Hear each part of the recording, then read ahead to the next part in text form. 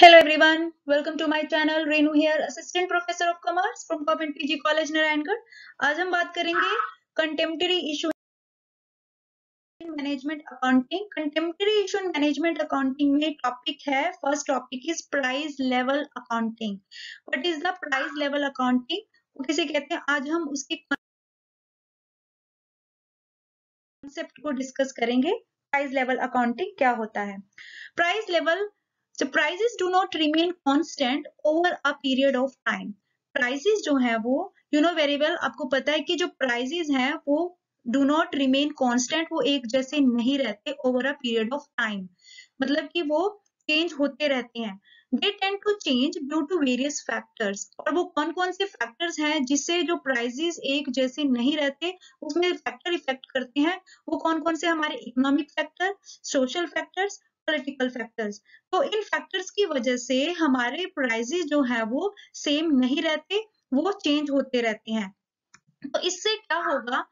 इससे हमारे जो प्राइस लेवल कॉजेज है, जो हमारे प्राइस लेवल में किस तरीके का चेंजेस आएगा, या तो इन्फ्लेशन होगा या डिफ्लेशन होगा। इन्फ्लेशन का मतलब या तो बहुत ज्यादा प्राइसेस बहुत ज्यादा बढ़ जाएंगे, या डिफ्लेशन या प्राइसेस बहुत ज्यादा कम हो जाएंगे, राइट। तो हमारे पास, तो इससे हमारा क्या होता है कि इन्फ्लेशन और डिफ्लेशन दो तरीके से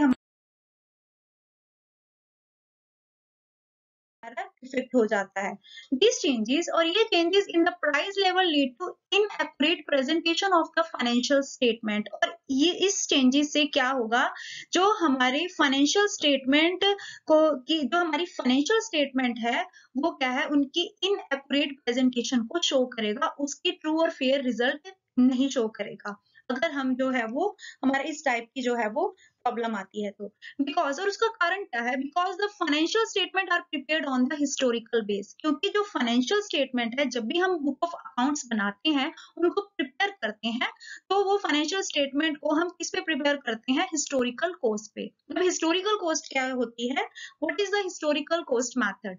assets are recorded at the price at which they were acquired, right. Asset को रिकॉर्ड किया जाता है जब हमने उसको जब हम अपने बुक ऑफ अकाउंट्स में उसको रिकॉर्ड किया गया है, आज भी उसको रिकॉर्ड किया गया है बुक्स ऑफ अकाउंट्स में, जब हमने उस एसेट्स को एक्वायर किया था। फॉर एग्जांपल जो है, जिस हमने 5 साल पहले कोई एक एसेट खरीदी थी, और 5 साल और आज भी उस एसेट का जो प्राइस है, जो 5 साल पहले 5 लाख रुपए था, आज भी हमने अपने बुक ऑफ अकाउंट्स में उसको 5 लाख का ही शो किया गया है। तो वो क्या होता है? हमारा assets are recorded at the price at which they were acquired. There will be no change in their value even if the market value of the such asset changes। और इसमें मार्केट वैल्यू का कोई effect नहीं पड़ता, price market value बढ़े या घटे, इस पे कोई भी इफेक्ट नहीं पड़ता है। थर्ड है हमारे पास, liability are recorded at the amount contracted for. और लायबिलिटी, अगर हमने आज की डेट में हमारी लायबिलिटी 20,000 है, 5 साल पहले हमारी 20,000 की लायबिलिटी है, तो वो आज भी हमारी 20,000 रुपए ही शो की जाएगी। तो ये हमारा किसमें आता है? हिस्टोरिकल कॉस्ट में। क्योंकि जब हम डेटास को, हम अपने फाइनेंशियल स्टेटमेंट को हिस्टोरिकल कॉस्ट में जो है वो प्रिपेयर करते हैं अपनी बुक ऑफ अकाउंट्स को, कि इसमें क्या है कि क्या हम अपने हिस्टोरिकल कॉस्ट से अपने बुक ऑफ अकाउंट्स को जब हम प्रिपेयर करते हैं, क्या उसकी फाइनेंशियल स्टेटमेंट हमारी ट्रू और फेयर रिजल्ट को शो करती है? नहीं। तो उसके लिए हमें किसकी जरूरत पड़ी है? अकाउंट। तो प्राइस लेवल अकाउंटिंग की उसमें हमें जरूरत पड़ती है। आगे हमारे पास आता है प्राइस लेवल अकाउंटिंग में, जैसे है, अब हम बात करते हैं नेक्स्ट चीज है, what is the meaning of the price level accounting. Price level accounting किसे कहा जाता है? Price level accounting is a technique of accounting by which the transactions are recorded at current value and the impact of the changes in the price on the accounting transaction is neutralized, or at the least such impact is pointed out along with transaction recorded on historical cost concept. Price level accounting is known as the inflation accounting. Price level accounting is ऐसी technique है accounting की, means कि inflation के effect को adjust करने के बाद company की परफॉर्मेंस को असेस किया जाता है with the help of the price level accounting.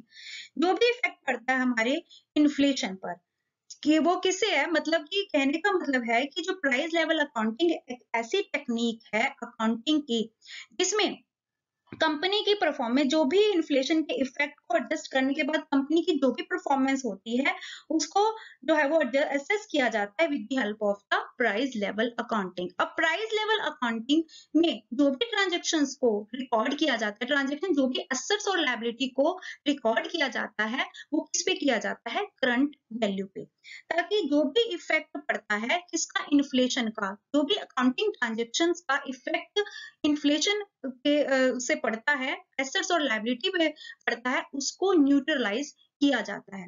और प्राइस लेवल अकाउंटिंग को हम क्या कहते हैं, इन्फ्लेशन अकाउंटिंग भी कहा जाता है।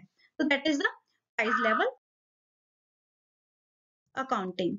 Now next is a reason, कि रीजन क्या है, क्या कारण है जिसमें प्राइस लेवल अकाउंटिंग की जो है वो जरूरत पड़ी, कौन कौन से कारण है।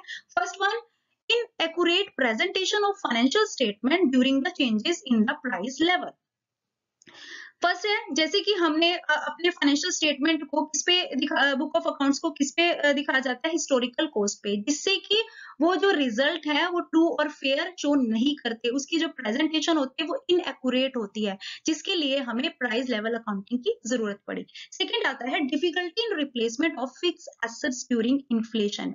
अगर हम इन्फ्लेशन को कंसीडर नहीं कर रहे हैं, मान लीजिए मेरे पास एक एसेट है, ठीक है, और उसकी यूजफुल लाइफ है 5 ईयर, राइट, मेरे पास एसेट्स है और उसकी यूजफुल लाइफ है 5 ईयर। अब जो एसेट है, जैसे कि difficulty in the replacement of the fix assets during inflation, जैसे हम इसकी बात कर रहे थे कि मान लीजिए आज मेरे पास एसेट है, ठीक है, और आज मैंने उस एसेट को 5 लाख में परचेज किया है, लेकिन क्या वो 5 साल बाद भी मुझे 5 लाख रुपए में ही जो है वो मैं उसको रिप्लेस कर पाऊंगी? नहीं, उसमें क्या है, उसका क्या कारण है, इन्फ्लेशन। इन्फ्लेशन के कारण जो है वो मैं जब उसको 5 साल बाद रिप्लेस करूंगी तब वो उसमें मुझे डिफिकल्टी को फेस करना पड़ेगा। क्यों? क्योंकि उसमें हमने इन्फ्लेशन को कंसीडर नहीं किया, तो ये भी एक रीजन है। नेक्स्ट आता है inadequacy of working capital arising out of increase price level. Working capital की इनएडुकेसी के कारण भी जो है वो, जब हम इन्फ्लेशन को कंसीडर नहीं करते हैं तो वो भी प्रॉब्लम आती है। वर्किंग कैपिटल क्या होती है, जो डे टू डे जो हम वर्किंग कैपिटल जो है वो अपने ऑर्गेनाइजेशन में यूज कर रहे हैं, और अगर हम इन्फ्लेशन को कंसीडर नहीं करते हैं तो हमारी वर्किंग कैपिटल के एस्टिमेट को वो भी गलत शो होगा। हमें ये नहीं पता चलेगा कि हमें जो है वो कितनी वर्किंग कैपिटल जो है वो एक ऑर्गेनाइजेशन के लिए कितनी वर्किंग कैपिटल चाहिए। नेक्स्ट आता है हमारे पास loss arising as a result of holding monetary current assets such as cash and bill receivable and gains acquiring from holding current liabilities as creditors। अब मॉनेटरी एसेट्स जो है वो, मॉनेटरी करंट एसेट्स कौन कौन सी होती है, मॉनेटरी करंट एसेट्स किसे कहते हैं? मॉनेटरी करंट एसेट्स वो होती हैं जिसमें हम अपनी एसेट्स और लायबिलिटी की अमाउंट, जो भी हमारी एसेट्स और लायबिलिटी को रिसीव और पेबल किया जाता है इन द फिक्स अमाउंट पर, राइट। मॉनेटरी एसेट्स, जो monetary current assets and liability the amount of which are receivable or payable in fixed amount like cash receivable. इसको भी मैं आपको एक एग्जांपल से जो है वो बताती हूँ। हम सबसे पहले करते हैं, loss is arising a result of holding monetary current assets such as cash and bill receivable. Monetary current assets, मान लीजिए मैंने जो है वो आज सर्विसेज दी हैं, ठीक है, आज सर्विसेज जो है वो मैंने दी है 20,000 की, लेकिन और उसका जो बिल है, जो आज मैंने सर्विसेज दी है 20,000 की, लेकिन मुझे वो जो है वो 6 मंथ बाद जो है वो मुझे वो 30,000 रुपीज मुझे वो 6 मंथ बाद मिलेंगे। सर्विस मैंने आज की डेट में जो है वो दे दी है, वो मेरे लिए क्या है, बिल रिसीवेबल, लेकिन मुझे उसकी पेमेंट आफ्टर 6 मंथ बाद जो है वो मिलेगी। तो अगर मैं उसको अगर वो आज की डेट में मैंने सर्विस दे दी, लेकिन मुझे वो मिल रही है जो है वो जो मुझे वो पेमेंट मिलेगी वो 6 महीने बाद मिलेगी। अगर मैं 6 मंथ बाद वो जो है वो सर्विस प्रोवाइड करती, क्या उसकी पेमेंट तब भी 30,000 होती? नहीं, उसकी जो है वो क्या हो सकती है 33,000 या 34,000 भी हो सकती है। तो इससे मुझे क्या होगा, इससे मुझे क्या होगा, लॉस होगा, राइट। तो वो जो है loss arising as a result of holding monetary current assets, right. कि अगर आज की डेट में मैंने वो सर्विस प्रोवाइड कर दी, लेकिन मुझे वो पेमेंट कब मिल रही है, 6 मंथ बाद, लेकिन अगर मैं 6 मंथ बाद वो करती तो वो 30 से 33,000 भी हो सकती है, 32,000 भी हो सकती है। तो मुझे 2000 3000 का क्या है, लॉस। तो वो क्या होता है, मॉनेटरी करंट एसेट्स। दूसरी बात करते हैं हम कैश की। आज मेरे पास 50,000 रुपीज है, ठीक है। आज मैंने 50,000 से रुपीज का जो है वो आज की डेट में जो है वो परचेजिंग कर ली है, सामान खरीद लिया। क्या 6 मंथ बाद भी क्या मुझे आज की डेट में उतने ही सामान को मैं 50,000 रुपीज में खरीद सकती हूँ? नहीं। तो ये है that is the losing raising result of the holding monetary current assets. Next आता है हमारे पास and gains acquiring from holding current liabilities जैसा एज अ क्रेडिटर। अब गेन, इससे क्या होता है, हमें होल्डिंग करंट लायबिलिटी से क्या होता है, हमें गेन। वो कैसे होता है, फॉर एग्जांपल हम इसी का ही लेते हैं। जैसे मैंने कोई भी रिपेयर और मेंटेनेंस करवाई है, ठीक है, आज की डेट में करवाई है, लेकिन मैं उसका जो है आज की डेट में कराया, लेकिन मैं उसको जो है 6 मंथ बाद पे करूंगी। वो 30,000 6 मंथ बाद पे करूंगी, राइट। आज की डेट में मैंने सर्विस ले ली, करवा लिया, लेकिन उसकी पेमेंट मैं 6 मंथ बाद करूंगी।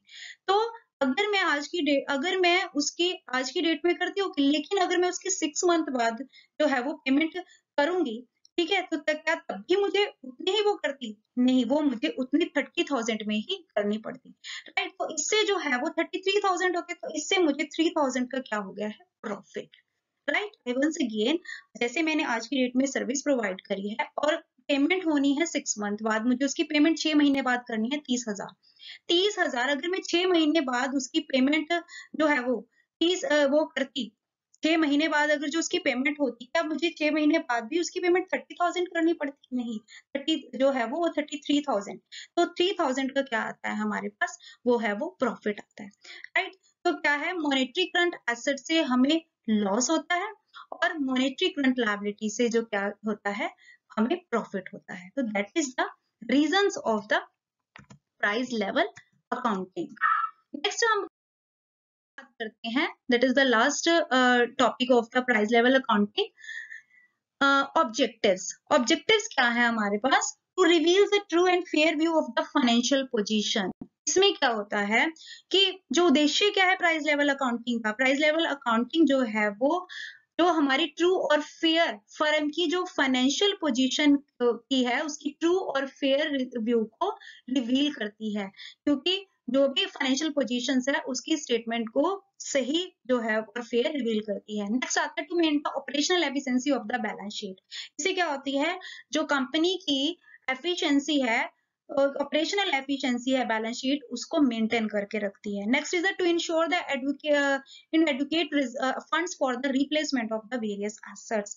इसमें क्या होता है कि जो इसमें इंश्योर किया जाता है फंड्स को, जब भी हम एसेट्स को रिप्लेस करते हैं, ठीक है, जब हम एसेट्स को रिप्लेस करेंगे तो हमारे पास वो प्रॉपर फंड होने चाहिए, जिससे कि हम जो भी हम एसेट्स को जो है वो रिप्लेस करेंगे तो वो प्रॉपर फंड हमारे पास होना चाहिए, वो इंश्योर करके रखा जाता है। नेक्स्ट आता है to strengthen decision making process. Price level accounting में हम अपने डिसीजन मेकिंग प्रोसेस को जो है वो मजबूत बनाए रखते हैं।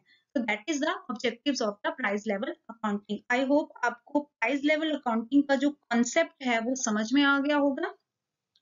So thank you for watching this video.